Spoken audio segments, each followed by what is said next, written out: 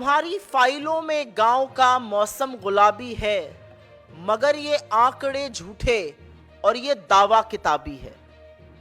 और ये मोदी सरकार से ज्यादा किसी के ऊपर चरितार्थ भी नहीं करता है।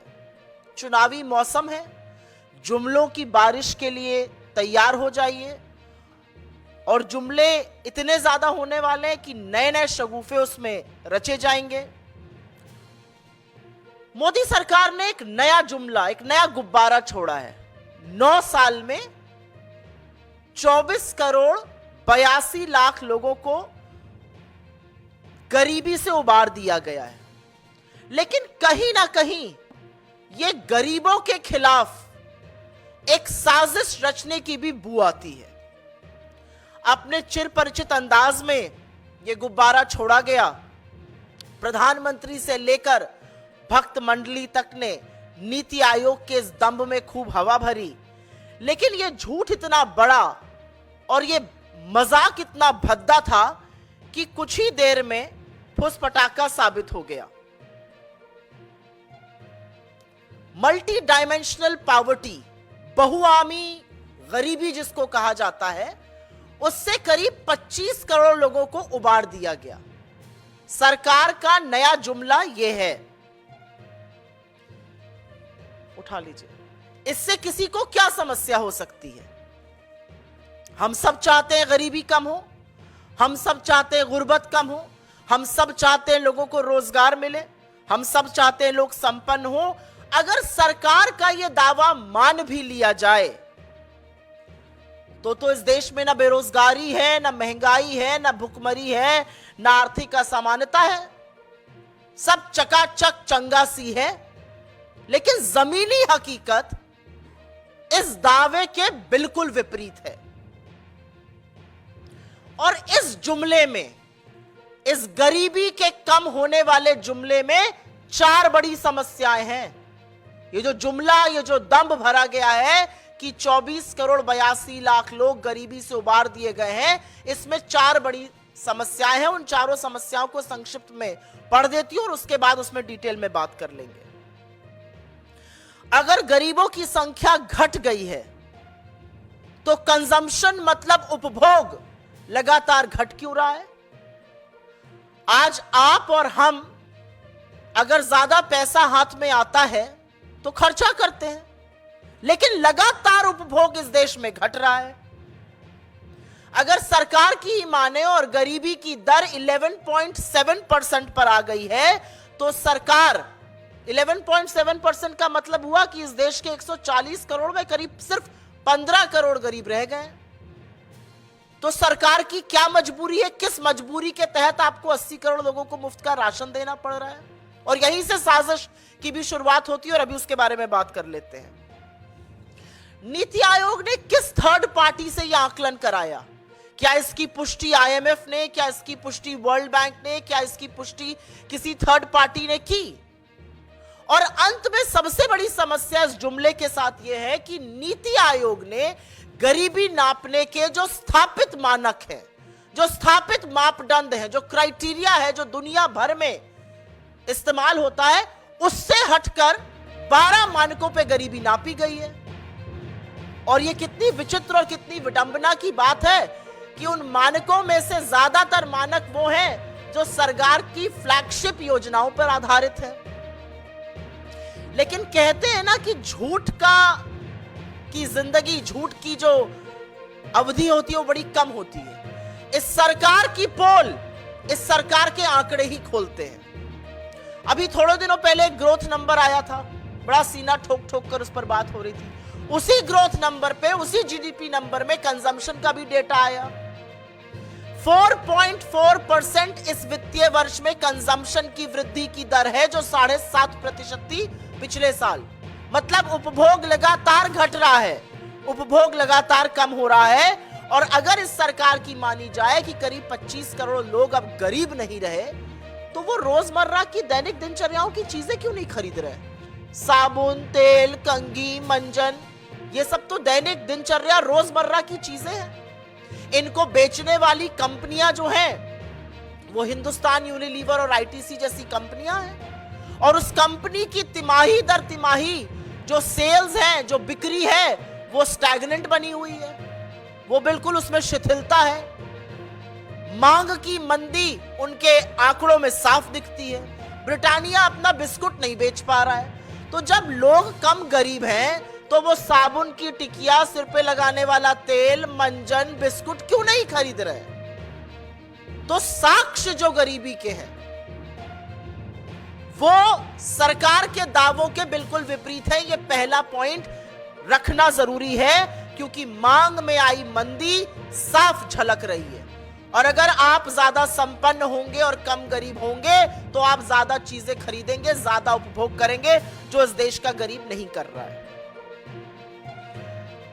19% से ज्यादा गरीबों की संख्या घटकर अब मात्र 11.7% पर आ टिकी है। अच्छी बात है, भगवान करे ऐसा हो। भगवान करे कोई बिना अन्न और आहार के भूखे पेट सोए नहीं। 140 करोड़ की जनसंख्या है इस देश की। 80 करोड़ को मेरे देश को इस कगार पर ले आए हैं मोदी जी की 80 करोड़ को अगर मुफ्त का राशन ना दें तो भूखमरी से लोग मर जाएंगे। तो कहीं ना कहीं ये एक्चुअली पहल है इन 25 करोड़ लोगों को फ्री के राशन से वंचित करने की। ये साजिश, ये तैयारी शुरू हो चुकी है। राशन आपको देना पड़ रहा है 80 करोड़ को, कह रहे हैं सिर्फ 15 करोड़ गरीब है। ये कितना गंदा और भद्दा मजाक है, ये इनके आंकड़े दिखा रहे हैं। ये मैं दूसरी बात कहना चाहती हूं।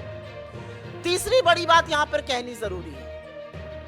मानक बदलने से सच तो नहीं बदल जाएगा। गरीबी नापने के कुछ तरीके होते हैं, उसमें से एक है कि क्या आपको पौष्टिक आहार, क्या आपको 2 जून का रोटी नसीब हो रही है। मानक बदल दिया गया कि अगर आपके घर में टॉयलेट बनवाया है सरकार ने, शौचालय अगर बना है, तो आप गरीब नहीं है। कोई फर्क नहीं पड़ता कि उसके बाद आपको आहार थाली भर मिल रहा है कि नहीं मिल रहा है। अगर किसी गांव में 5 घरों में बिजली का तार खिंच गया तो पूरे गांव को इलेक्ट्रिफाइड माना जाएगा और वो गरीबी के आंकड़े में जोड़ा जाएगा, वो गरीब नहीं रहेंगे। तो 5 घरों में अगर बिजली आ गई और अगर आपके घर में टॉयलेट बन गया, कोई फर्क नहीं पड़ता आपको खाने को नसीब हो रहा है कि नहीं हो रहा है, आप गरीब नहीं रहे। आपको इस सरकार ने संपन्न घोषित कर दिया है।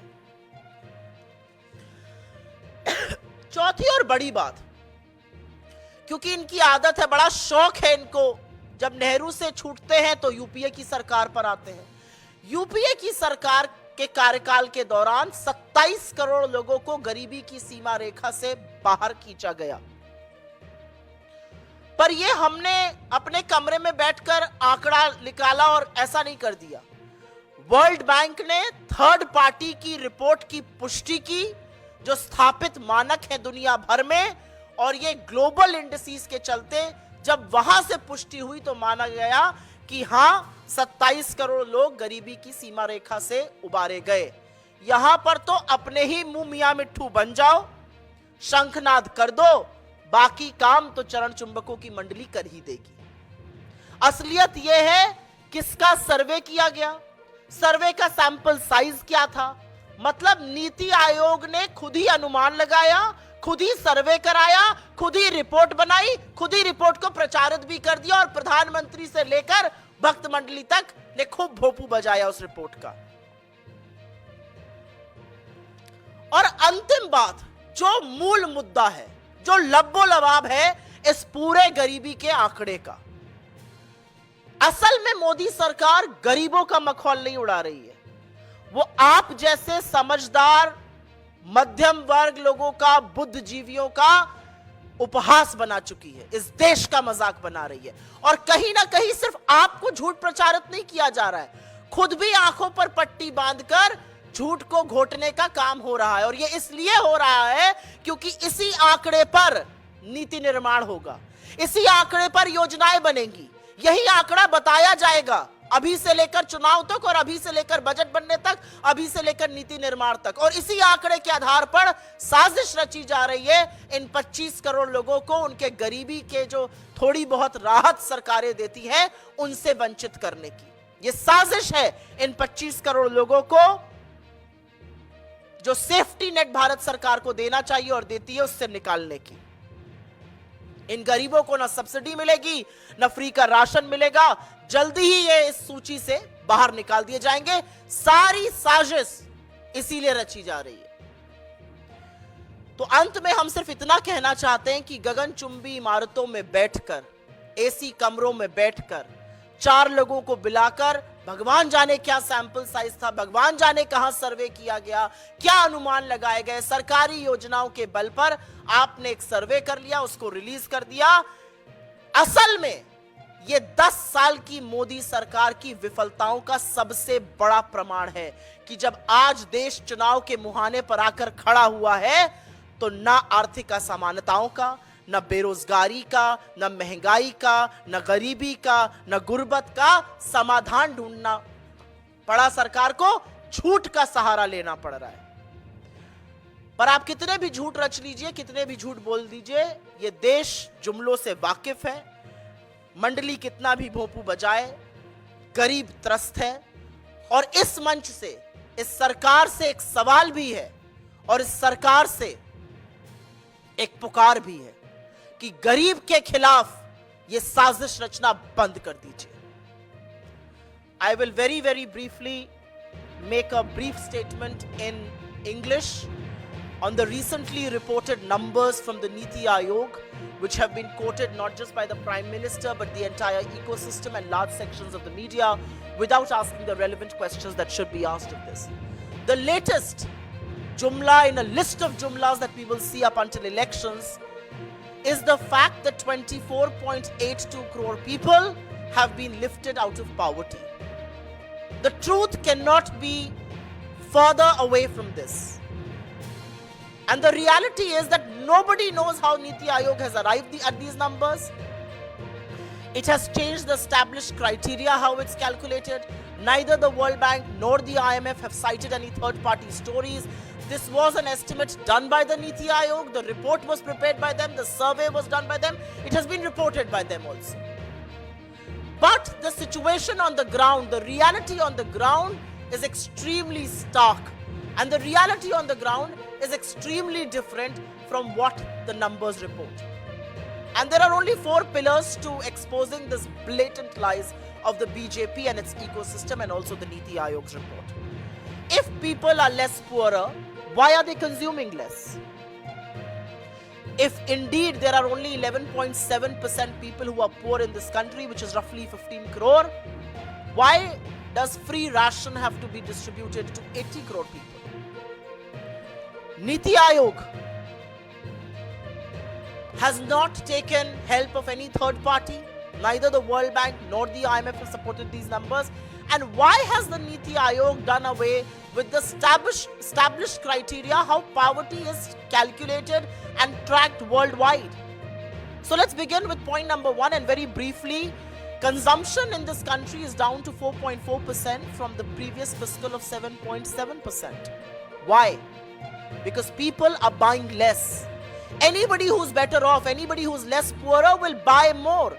And especially things of FMCG, the fast moving consumer goods like soap, like shampoo, like oil, like toothpaste. But companies who make those products like HUL or ITC or Britannia, who sells biscuits, are constantly reporting stagnant sales growth. If people are better off, if people are less poorer, why are they not buying these things? Why is consumption so low? Consumption, which is 60% of our GDP. If indeed 29.1% poorer have been reduced to now 11.7%, why is the government forced to give free ration to 80 crore people? The reality is that the government has to do this because if it does not give them the safety net, people will die of hunger. And the government should do this. Why have criteria been changed? Multi-dimensional poverty index essentially says that if a toilet has been constructed, it doesn't then matter whether you have access to food and nutritious food, you are no longer poor. If 5 households in a village are electrified, the village will be considered electrified. You are no longer poor. These are the loopholes in this report. And let's talk about established criteria. During the UPA period, 27 crore people were lifted out of poverty.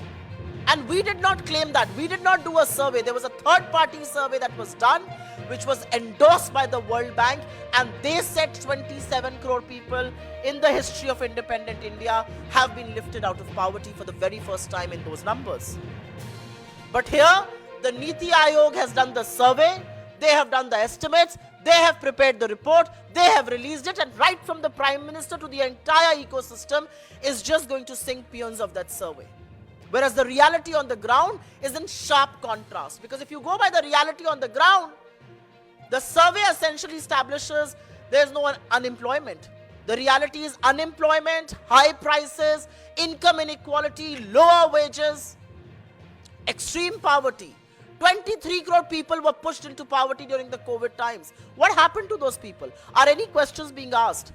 And last but not the least, the reality of this report, the reality of these numbers is that there is an entire conspiracy being hatched against the poor of this country.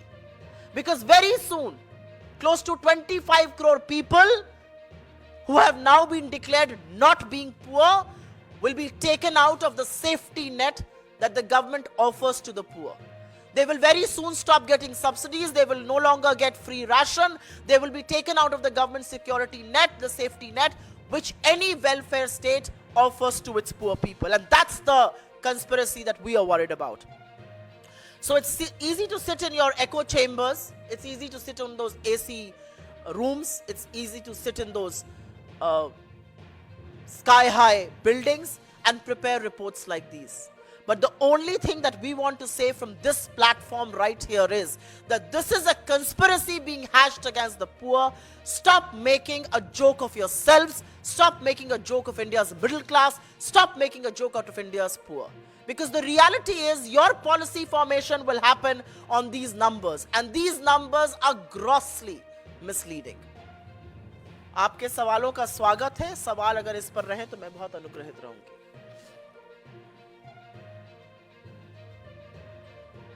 गरीबी पे कोई सवाल नहीं आप लोगों के पास.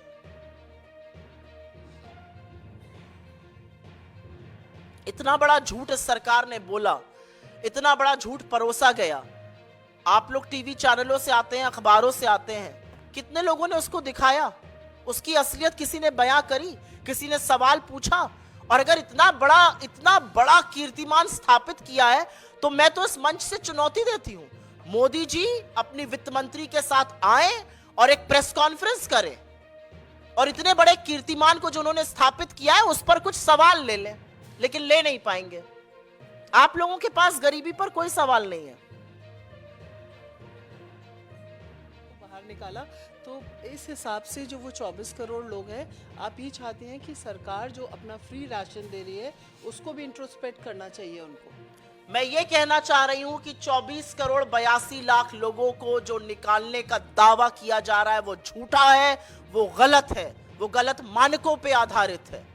मेरा पहला दलील ये है. और मेरी दूसरी दलील ये है कि एक साजिश रची जा रही है देश के इन 25 करोड़ करीब लोगों के खिलाफ, 24 करोड़ 82 लाख लोगों के खिलाफ, क्योंकि इसी आंकड़े के आधार पर नीति निर्माण होगा, योजना बनेगी और इन लोगों को उनके हक से वंचित किया जाएगा. और इसीलिए मैं आगाह करना चाहती हूं किसी को भी कि इन आंकड़ों से भ्रमित ना होइए और सरकार के झूठ को पकड़िए. आज तक गरीबी नापने का एक मापदंड था, उस मापदंड को आपने बदल दिया. अगर आपके घर में टॉयलेट बना है और कोई फर्क नहीं पड़ता, अगर आपके 2 बच्चों को 2 जून की रोटी नहीं मिल रही है, अब आप गरीब नहीं है. आपके गांव में अगर 5 घरों में बिजली आ गई, आप गरीब नहीं है. ये कौन से मापदंड है? और ये दुनिया भर में कहीं नहीं होता है. अपने ही मुंह मियां मिट्ठू बन लो, अपनी ही पीठ थपथपा लो, अपना ही सीना ठोक लो. ये एक नया मानक है इस देश में. सुप्रिया, आपने जो चर्चा की, जाहिर तौर पे जो इससे इम्पैक्टेड हैं, जो गरीब हैं, वो तो भ्रमित नहीं होंगे. अगर वो गरीब होंगे तो उनको में गरीबी महसूस हो रही होगी. बेनिफिशरीज एक बड़ा वोट बैंक है मोदी सरकार का, और उसकी जो स्कीमें हैं उसके तर्ज पे सरकार बीजेपी क्लेम करती है कि वो सत्ता में वापसी करती है अलग अलग राज्यों. आपको क्या लगता है कि वो वोट बैंक जो बीजेपी का है, बीपीएल है, उसमें अति पिछड़ा वर्ग है वो इम्पैक्टेड होगा और वो इससे प्रभावित होगा कि हाँ हम गरीब हैं पर गरीब माने नहीं जा रहे। मैं पूरी तरह से इस बात से सहमत ही नहीं हूं कि जो गरीब तबका है वो उनका वोट बैंक है। बीजेपी का एक वोट बैंक जरूर है, लेकिन उसमें सिर्फ गरीब हैं या सिर्फ लाभार्थी हैं, मेरा अपना मानना ये नहीं है, क्योंकि आंकड़े कुछ और बताते हैं। अभी चुनाव संपन्न हुए, जो एब्सोल्यूट वोट थे वो हमें ज्यादा बीजेपी से मिले, तो कहीं पर गरीब को ये लगता है कि उसके हक से उसको वंचित किया जा रहा है। आपने जो बात कही कि गरीब तो असलियत जानता है, बिल्कुल सही बात है, गरीब असलियत जानता है। गरीब एक साबुन की टिकिया और सिर पे लगाने वाला तेल और एक मंजन नहीं खरीद पा रहा है, लेकिन सरकार का कहना है कि गरीबी कम हो गई है। तो मेरा अपना मानना है कि सरकार के ये जो दावे हैं, ये जो गुलाबी मौसम बनाने की तरकीबें हैं, ये कहीं ना कहीं लोगों को धीमे से उस सेफ्टी नेट से निकाल देने के लिए है। 5 साल तक फ्री राशन आपको देना पड़ रहा है, मेरे देश को आप इस कगार पर ले आए और दम भर रहे हैं, हवा गुब्बारा चल रहा है कि गरीबी कम हो गई। अगर गरीबी कम हो गई होती तो बेरोजगारी ना होती। 2 करोड़ का दावा था हर साल रोजगार देने का, अभी तक तो 20 करोड़ रोजगार दे देने चाहिए थे। 51,000 पर्चियां मोदी जी बांट रहे हैं, जो काम डाकिया करता था वो मोदी जी कर रहे हैं। 51,000 पर्चियां बांटते हैं। अगर गरीबी कम हो गई होती तो लोग ज्यादा खरीदते, खरीद ही नहीं रहे। अगर गरीबी कम हो गई होती तो बच्चे ज्यादा पढ़ते, एनरोलमेंट्स में डिप आया है। ऐसा क्यों है? जो साक्ष्य जमीनी हकीकत है वो इससे बिल्कुल विपरीत है।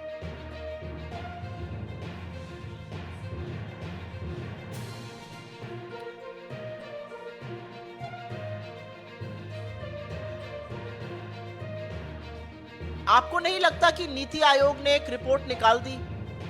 आपसे मैं एक रिपोर्ट प्रिपेयर करने को कहूं, आप थर्ड पार्टी को भी इन्वॉल्व मत करिए, आप एक रिपोर्ट निकाल दीजिए और रिपोर्ट निकालने के बाद आप खुद ही सर्वे कर लीजिए, खुद ही अनुमान लगा लीजिए, खुद ही रिपोर्ट रिलीज करा दीजिए और अपने प्रधानमंत्री से उसको, प्रधानमंत्री इसके बारे में बात कर रहे हैं। मतलब सरकार की कोई एजेंसी तो कहे, लेबर मिनिस्ट्री तो आकर कहे कि हाँ हमने इतना रोजगार दे दिया, वित्त मंत्रालय तो आके कहे। वित्त मंत्रालय, एनएसएसओ के आंकड़े बिल्कुल दूसरे डायरेक्शन में है, कंजम्पशन गिर रहा है, आधा हो गया पिछले साल से, और यहां कहा जा रहा है कि गरीबी बिल्कुल कम हो गई है। तो मेरा मानना यह है कि ये झूठ जो रचा जाता है वो बड़ा हानिकारक है, लेकिन वो झूठ चुनावी मौसम में और रचा जाएगा, ये भी आगाह करना जरूरी है। सुप्रिया जी, वो मणिपुर के मामले पे आपसे एक सवाल है जो आप एक मिनट, आपका सवाल इस पर है, एक मिनट इस पर लेके फिर मैं आता हूं। सुप्रिया जी, मध्य प्रदेश की पूरी आबादी लगभग 8 करोड़ है और सरकारी आंकड़े के अनुसार सरकार ने 5 करोड़ लोगों को राशन बांटे हैं, और जो नया आंकड़ा आया उसमें लगभग 2.5 करोड़ लोग गरीबी का से बाहर आए। तो क्या यह मानी कि पूरा का पूरा मध्य प्रदेश गरीब था? वही मैं पूछना चाह रही हूँ। जो राज्यों के आंकड़े आए हैं उसमें से यूपी और मध्य प्रदेश प्रमुख तौर पे बड़ा अग्रसर होता दिख रहा है, और वहां पर आपको ज्यादा फ्री का राशन बांटना पड़ रहा है। ऐसा क्यों है? हम इसका समर्थन करते हैं, राहत का काम होना चाहिए, सरकार वेलफेयर स्टेट में इसी काम करने के लिए इलेक्ट होती है, लेकिन इस तरह के झूठे दावे करके आप गरीबों का तो मजाक बना रहे हैं, आप पूरे देश को मूर्ख समझकर उनको और मूर्ख बनाने का काम बंद कर दीजिए, और अपने आप को, एक हुडविंकिंग शब्द होता है अंग्रेजी में, अपने आप को भी मूर्ख बनाने का काम बंद कर दीजिए, क्योंकि इन्हीं आंकड़ों पर आप नीति निर्माण करिएगा। जी, सामने ही इलेक्शन है, तो ये तो अल्टीमेटली आपको ही पॉजिटिव वाइब देगा, और आप लोग इसको पॉलिटिकली कैसे, मतलब इसको चैलेंज, ये चैलेंज जो है पॉलिटिकली कैसे इसका आप मैं मंच से क्या कर रही हूँ? मैं पॉलिटिकल चैलेंज ही तो कर रही हूँ। राहुल गांधी जब भारत जोड़ो न्याय यात्रा लेके निकलते हैं और वो गरीबों से, वंचितों से, शोषितों से, स्टूडेंट से, महिलाओं से लगातार मिलते हैं, तो वो क्या कर रहे हैं? वो इन दावों का पर्दाफाशी तो कर रहे हैं। वो लोगों को न्याय दिलाने, किस चीज से न्याय की हम बात कर रहे हैं? हम सामाजिक न्याय की बात कर रहे हैं, हम आर्थिक न्याय की बात कर रहे हैं, हम राजनीतिक न्याय की बात कर रहे हैं। क्या है आर्थिक न्याय? आर्थिक न्याय यही तो है कि बेरोजगारी कम हो, आर्थिक असमानता की जो खाई हो वो पाटी जाए, महंगाई जो सिर चढ़कर लोगों की कमर तोड़ रही है उसको कम किया जाए। ये इसी सब का हिस्सा है। आज गरीब गरीब होता जा रहा है। इनकम टैक्स के आंकड़े देखिए, 5 लाख से कम कमाने वालों में ग्रोथ रेट मिनिस्क्यूल, और 1 करोड़ से ज्यादा कमाने वाले में सबसे ज्यादा वृद्धि।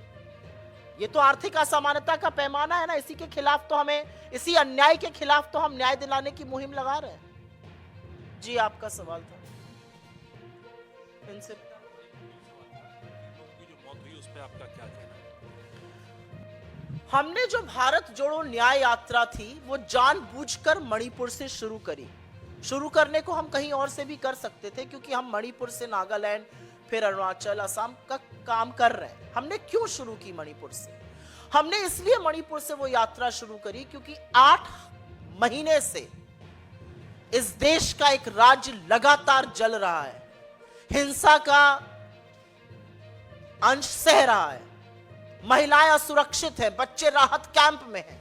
लेकिन इस देश के चुने हुए प्रधानमंत्री, जिनके पास 8,000 करोड़ के 2-2 विमान हैं, उनके पास 1 मिनट मणिपुर जाने के लिए नहीं है। 36 सेकेंड 78 दिन बाद बोलते हैं मणिपुर पर। जब मणिपुर में राहुल गांधी गए, वहां के लोगों से मिले, वहां की वेदना और पीड़ा को सुना, तो किसी के भी रोंगटे खड़े हो जाएंगे। लेकिन इस सरकार ने ऐसा एक माहौल रचा है कि मणिपुर में जैसे सब अच्छा है, सब ठीक है। अगर सब ठीक है तो आज भी कर्फ्यू क्यों है कई जगहों पर? अगर सब ठीक है तो सेना और पुलिस में लड़ाई क्यों है? अगर सब ठीक है तो एक कमांडर की हत्या कैसे हो जाती है? अगर सब ठीक है तो सुरक्षा बलों के ऊपर प्रहार क्यों होता है? आज ये पूछना जरूरी है मणिपुर में, क्यों हजारों लोग 8 महीने से राहत कैंप में रहने को मजबूर हैं? इन सब बातों का जवाब क्या है? मोदी जी आंध्र प्रदेश और केरल घूम रहे हैं, मणिपुर नहीं जा सकता आपका विमान? आपका विमान ग्रीस, अमेरिका, यूरोप हर जगह की यात्रा करेगा, मणिपुर नहीं जाएगा। मणिपुर जहां पर 48 घंटे पहले एक सिक्योरिटी पर्सनल की हत्या हुई, वो आज भी हिंसा से ग्रसित है। लेकिन प्रधानमंत्री को और मोदी सरकार को मणिपुर की कोई चिंता नहीं।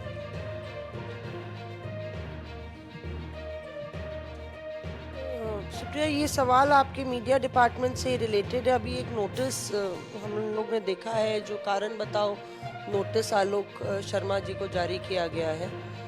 उनके कुछ उन्होंने बयान दिया था कमलनाथ पर। क्या किया गया?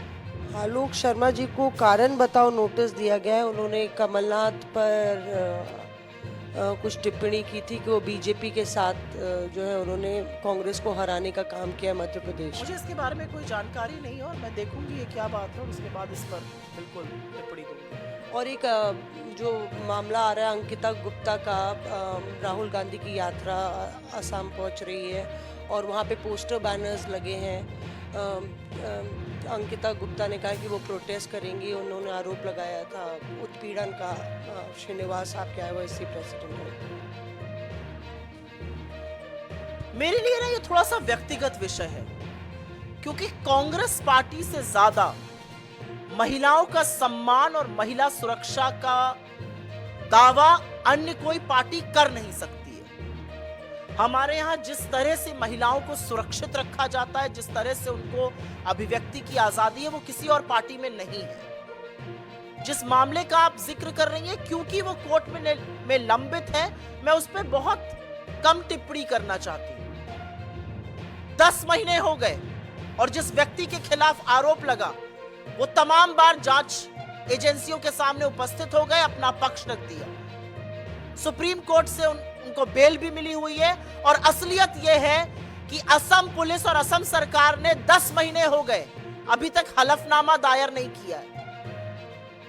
तो मेरा अपना मानना है कि महिला सुरक्षा एक बहुत गंभीर विषय है, उसके साथ खिलवाड़ नहीं करना चाहिए। जो भी हेमंत बिस्व शर्मा या कोई राजनीति से प्रेरित करके करता है, वो सर्वथा गलत है। कोई और सवाल? बहुत बहुत धन्यवाद आप सबका। इस देश के गरीबों की आवाज बनिए और इस बात को उन लोगों तक पहुंचाइए जिनको लगता है कि किताबी दावे कर कर, झूठे दावे कर कर वो इस देश को भ्रमित करते हैं। बहुत धन्यवाद आप लोगों का।